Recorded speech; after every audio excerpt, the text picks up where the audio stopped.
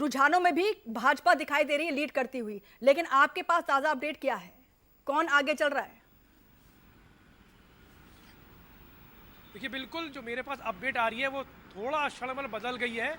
90 सीटों पर कांग्रेस आगे चल रही है और 85 सीटों पर बीजेपी आगे चल रही है। हालांकि इससे 15 मिनट पहले लगभग 16 सीटों पर अन्य आगे चल रही थी, लेकिन फिलहाल की जो स्थिति है अभी करीब 30 सेकंड पहले तो करीब 9 सीटों पर अन्य सीट आगे चल रही है। तो धीरे धीरे कांग्रेस ने अपनी रफ्तार तो बढ़ाई है, लेकिन फिलहाल अंत में क्या होगा ये अलग बात है। और जिस तरह से आपने कहा कि एग्रेसिव नेचर के साथ बीजेपी ने काम किया है, देखिए बीजेपी की आदत यही रही है कि वो लगातार छोटा मुद्दा हो या बड़ा मुद्दा हो, उसको जनता को दिखाना और बुनाना बहुत अच्छे से आता है। हमको ये याद है कि महिलाओं का उत्पीड़न, भ्रष्टाचार, उसके साथ पेपर लीक मामला और सबसे ज्यादा मजेदार किस्सा जो हो गया है वो लाल डायरी का। कोई भी केंद्रीय नेता आता है जयपुर में, राजस्थान में, तो लाल डायरी पर टिप्पणी करते हुए नहीं चूकता है।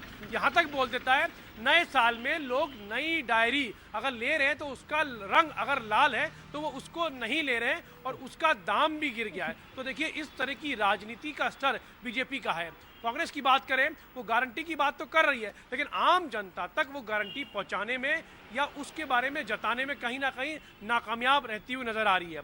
इसमें देखिए 25 लाख का चिरंजीवी योजना का बीमा जो कर रखा है अशोक गहलोत साहब ने, वो उन्होंने कहा 50 लाख कर देंगे, लेकिन ये नहीं बताया है उसके लिए पैसा कहाँ से आएगा, पहली बात। और दूसरी बात क्या है कि जनता के पास वो दवाई नहीं है, अस्पतालों में वो पैरामेडिकल स्टाफ नहीं है, डॉक्टर्स नहीं है, टेस्टिंग के लिए उनके पास संसाधन नहीं है, वो चीज़ कहाँ से लाएंगे? इसको लेकर कहीं ना कहीं उनकी जो इतनी बड़ी गोली है वो बैकफायर ना कर जाए और चुनाव के नतीजे कहीं ना कहीं उनके विपरीत ना आ पाए। ये कयास है जो लगातार राजस्थान में चलती हुई नजर आ रही है। लेकिन एक बात जो आपने कही थी इससे पहले भी कि एक जादूगर है, उनको मालूम है किस तरह की जादूगरी निभानी है और कैसे राजस्थान की सत्ता पे काबिज होना है। लेकिन फिलहाल मजेदार किस्सा ये है, तो माननीय प्रधानमंत्री हैं, माननीय राष्ट्रीय अध्यक्ष जी हैं, माननीय अमित शाह जी हैं, ये उनकी जिम्मेदारी है कि किसे क्या काम देना है। कोई विधायकों को लेकर निर्देश है कि जो जीत रहे हैं वो उन्हें भोपाल में भारतीय जनता पार्टी कोई डरती थोड़ी है जो हम बुला करके और बिठा लें। हमारा कार्यकर्ता ताकत के साथ मैदान में उतरा है,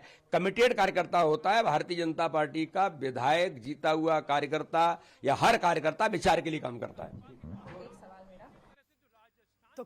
भाजपा का कार्यकर्ता मजबूती से लड़ता है, संगठन मजबूत है, लेकिन संगठन कांग्रेस ने भी मजबूत किया है, ये कहना गलत नहीं होगा। और अभी तक तो कह सकते हैं कि संतोष भाजपा के लिए जरूर बना हुआ है, क्योंकि यहाँ पर भाजपा मध्य प्रदेश में और राजस्थान में भी, हालांकि राजस्थान को लेकर प्रशांत अभी आप अपडेट दे रहे हैं कि रुझानों में भी कांग्रेस शायद लीड कर रही है, इसको आप क्लियर कर दीजिए थोड़ा सा।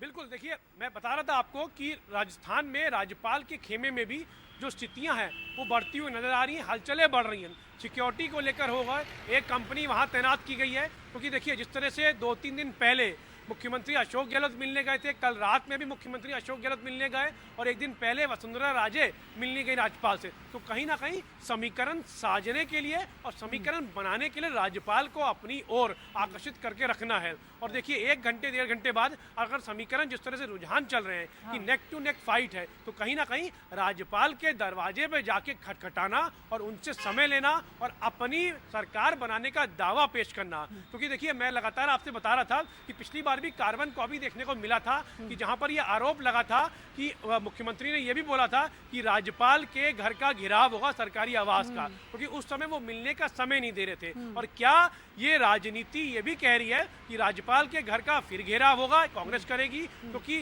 जिस तरह से समीकरण बता रहे हैं कि बीजेपी के पास 2-4-5 सीटें कम है कांग्रेस से फिलहाल के तौर पे, समीकरण क्या बदलेगा? लेकिन राज्यपाल के जो सरकारी आवास है उनका सिविल लाइंस पे, वहां पर खासा तौर पे 2 टुकड़ियां तैनात कर दी गई हैं, जिससे कि जो भी गतिविधि होगी, जो भी रूपरेखा होगी, उसके लिए पूरी तरह से राज्यपाल का जो सरकारी व्यवस्था है वो अपडेट आपसे ले लेते हैं थोड़ा सा।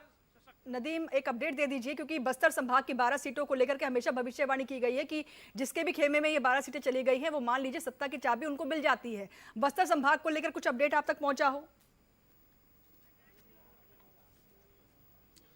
देखिए बस्तर के की अगर बात करें तो बस्तर के कांकेर जिले की अगर जो है वो बात सामने निकल के आ रही है। यहाँ पर कांकेर जिले की 3 विधानसभा है, अंतागढ़, भानुप्रतापपुर, इन तीनों विधान और कांकेर, इन तीनों पे कांग्रेस इस वक्त बैलेट मतपत्र में जो है वो आगे यहाँ पर चल रही है। साथ ही आपको बताना चाहूँगा कि रायपुर में ग्रामीण पश्चिम जो है 3 में बीजेपी जो है वो आगे चल रही है और 4 में कांग्रेस शुरुआती रुझान में है। साथ ही आपको जो है पाटन विधानसभा काफी हाई प्रोफाइल सीट है। मुख्यमंत्री भूपेश बघेल यहाँ पर सामने है, उनके सामने भतीजे विजय बघेल यहाँ पर सामने हैं। तो कांटे की टक्कर यहाँ पर है। इस वक्त जो रिजल्ट सामने निकल कर आ रहा है रुझानों में बैलेट पे